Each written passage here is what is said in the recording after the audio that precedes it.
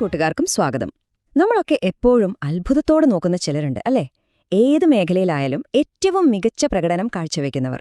അവരെ മറ്റുള്ളവരിൽ നിന്ന് ശരിക്കും വ്യത്യസ്തരാക്കുന്നത് എന്തായിരിക്കും? കഴിവ്, ഭാഗ്യം, അതോ മറ്റെന്തെങ്കിലും രഹസ്യമുണ്ടോ? ഇന്ന് നമ്മൾ സംസാരിക്കാൻ പോകുന്നത് അതിനെക്കുറിച്ചാണ്. ഈ വിശകലനം നിങ്ങൾക്ക് ഉപകാരപ്പെടുമെന്ന് തോന്നുന്നുവെങ്കിൽ ഞങ്ങളെ ലൈക്ക് ചെയ്തും സബ്സ്ക്രൈബ് ചെയ്തും സപ്പോർട്ട് ചെയ്യാൻ മറക്കല്ലേ. ഒന്ന് ആലോചിച്ചു നോക്കൂ. ഒരേ സ്കൂളിൽ പഠിച്ച, ഒരേ സാഹചര്യങ്ങളിൽ വളർന്ന ആളുകളിൽ ചിലർ മാത്രം എങ്ങനെയാണ് ജീവിതത്തിൽ അവിശ്വസനീയമായ നേട്ടങ്ങൾ സ്വന്തമാക്കുന്നത്? സാധാരണക്കാരും ഈ ഉന്നതരും തമ്മിലുള്ള ഈ വലിയൊരു വിടവിനു പിന്നിലെ യഥാർത്ഥ കാരണം എന്തായിരിക്കും? നമ്മളിൽ പലരും സ്വയം പറയാൻ ഇഷ്ടപ്പെടുന്ന ചില ന്യായങ്ങളുണ്ട്. അവർക്ക് നല്ല കഴിവുണ്ട്, അവന് നല്ല ഭാഗ്യമുണ്ട്, അല്ലെങ്കിൽ അവർക്ക് വലിയ ബന്ധങ്ങളുണ്ട് എന്നൊക്കെ. പക്ഷേ സത്യം പറഞ്ഞാൽ അതൊക്കെ പലപ്പോഴും വെറും ഒഴികഴിവുകൾ മാത്രമാണ്. യഥാർത്ഥ കാരണം ഇതൊന്നുമല്ല. യഥാർത്ഥ വ്യത്യാസം നമ്മുടെ തലയ്ക്കുള്ളിലാണ്. ഒരു കമ്പ്യൂട്ടറിന് അതിന്റെ ഓപ്പറേറ്റിംഗ് സിസ്റ്റം പോലെയാണ് നമ്മുടെ മനസ്സ്. വിൻഡോസ്, മാക് OS എന്നൊക്കെ പറയുന്നത് പോലെ. നമ്മുടെ ചിന്താരീതി, അതായത് നമ്മുടെ മെന്റൽ ഓപ്പറേറ്റിംഗ് സിസ്റ്റമാണ് നമ്മുടെ കാഴ്ചപ്പാടുകളെയും തീരുമാനങ്ങളെയും പ്രവർത്തനങ്ങളെയും നിയന്ത്രിക്കുന്നത്. അപ്പം നമ്മുടെ ഈ ഓപ്പറേറ്റിംഗ് സിസ്റ്റം എങ്ങനെ അപ്ഗ്രേഡ് ചെയ്യാം? അതിലെ ആദ്യത്തെ ഏറ്റവും പ്രധാനപ്പെട്ട അപ്ഗ്രേഡാണ് റിയാലിറ്റി ഫിൽട്ടർ. അതായത് നമ്മൾ ലോകത്തെ എങ്ങനെ കാണുന്നു എന്നുള്ള ആ ഒരു രീതി മാറ്റുന്നത്. കാരണം നമ്മുടെ കാഴ്ചപ്പാട് മാറിയാൽ നമുക്ക് ചുറ്റുമുള്ള ലോകം തന്നെ മാറും. ഇതൊന്ന് നോക്കൂ. ഒരേ സാഹചര്യം തന്നെ രണ്ട് വ്യത്യസ്ത മനസ്സുകൾ എങ്ങനെയാ കാണുന്നതെന്ന്. സാധാരണ ഒരു ചിന്താഗതിയുള്ള ആൾക്ക് മുന്നിൽ തടസ്സങ്ങൾ മാത്രമേ കാണൂ. പക്ഷേ ഒരു എലൈറ്റ് മൈൻഡ്സെറ്റ് ഉള്ള ആൾ അതേ തടസ്സത്തെ മറികടക്കാനുള്ള ഒരു അവസരമായിട്ടാ കാണുന്നത്.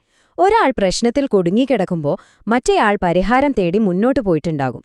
എല്ലാം കാഴ്ചപ്പാടിന്റെ കളിയാണ്. ഉന്നതർ ഉപയോഗിക്കുന്ന ഒരു പവർഫുൾ ടൂളാണ് കേട്ടോ ഇത്. ഒരു തിരിച്ചടി വന്നാൽ അയ്യോ ഞാനൊരു പരാജയമാണ് എന്ന് ചിന്തിക്കുന്നതിനു പകരം അവർ ചിന്തിക്കുന്നത് ഓക്കേ, ഈ വഴി ശരിയായില്ല, നമുക്ക് അടുത്ത വഴി നോക്കാം എന്നാണ്. അതായത് പരാജയം താൽക്കാലികമാണ്. പക്ഷെ ഒരു വിജയം നേടുമ്പോഴോ അത് തന്റെ കഠിനാധ്വാനത്തിന്റെയും കഴിവിന്റെയും ഫലമാണെന്നവർ ഉറപ്പിക്കും. ഇതവരുടെ ആത്മവിശ്വാസം കൂട്ടാൻ സഹായിക്കുന്നു. ഈ ഒരു ചിന്താഗതിയുണ്ടല്ലോ, ഇതൊരു ഗെയിം ചേഞ്ചറാണ്. പരാജയത്തെ ഒരു വ്യക്തിപരമായ കുറവായി കാണാതെ അടുത്ത തവണ എന്തും മെച്ചപ്പെടുത്തണം എന്ന് പഠിപ്പിച്ചു തരുന്ന വിലപ്പെട്ട ഒരു ഡേറ്റയായിട്ട് കാണുക. ഇതാണ് നമ്മുടെ റിയാലിറ്റി ഫിൽട്ടർ അപ്ഗ്രേഡിന്റെ ഏറ്റവും പ്രധാനപ്പെട്ട ഭാഗം. ശരി, അപ്പം നമ്മുടെ കാഴ്ചപ്പാടൊക്കെ മാറി ലോകത്തെ പുതിയൊരു രീതിയിൽ കാണാൻ തുടങ്ങി. അതുമാത്രം മതിയോ? പോരാ. ആ കാഴ്ചപ്പാടിനനുസരിച്ച് എങ്ങനെ മികച്ച തീരുമാനങ്ങൾ എടുക്കാം, എങ്ങനെ പ്രവർത്തിക്കാമെന്ന് കൂടി അറിയണം. അതാണ് നമ്മുടെ രണ്ടാമത്തെ അപ്ഗ്രേഡ്, നമ്മുടെ ഡിസിഷൻ എഞ്ചിൻ. തീരുമാനങ്ങളുടെ കാര്യത്തിലും ഈ വ്യത്യാസം വളരെ വ്യക്തമാണ്.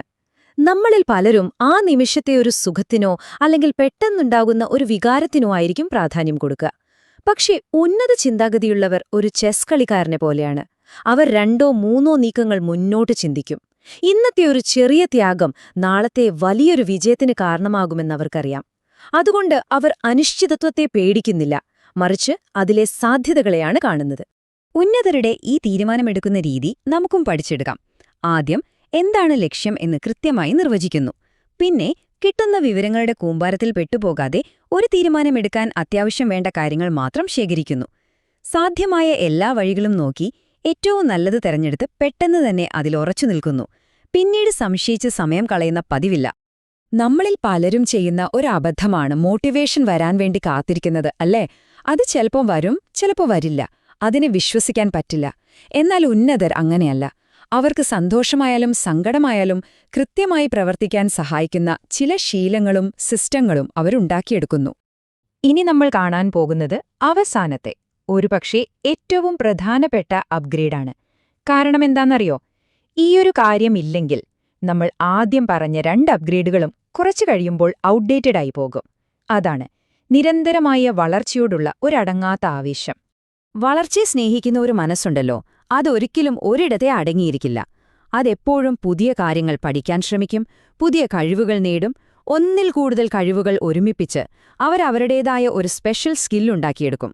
മറ്റുള്ളവരുടെ അഭിപ്രായങ്ങളെ പേടിക്കാതെ എങ്ങനെ മെച്ചപ്പെടാം എന്ന് അന്വേഷിച്ചുകൊണ്ടിരിക്കും. എല്ലാവരും ഇങ്ങനെയാ ചെയ്യുന്നത് എന്നൊന്നും പറഞ്ഞു വെറുതെ ഇരിക്കില്ല. എന്തിനേയും അവർ ചോദ്യം ചെയ്യും. വെറുതെ മണിക്കൂറുകളോളം ഒരു കാര്യം ചെയ്യുന്നതല്ല പരിശീലനം. ഉദാഹരണത്തിന് ഒരു ഗിറ്റാറിസ്റ്റ്. അയാൾ ഒരേ പാട്ട് 1000 തവണ വായിക്കുന്നതിനേക്കാൾ നല്ലത് ആ പാട്ടിലെ ഏറ്റവും ബുദ്ധിമുട്ടുള്ള ഭാഗം ഏതാണോ അത് മാത്രം എടുത്ത് വീണ്ടും വീണ്ടും പ്രാക്ടീസ് ചെയ്യുന്നതാണ്.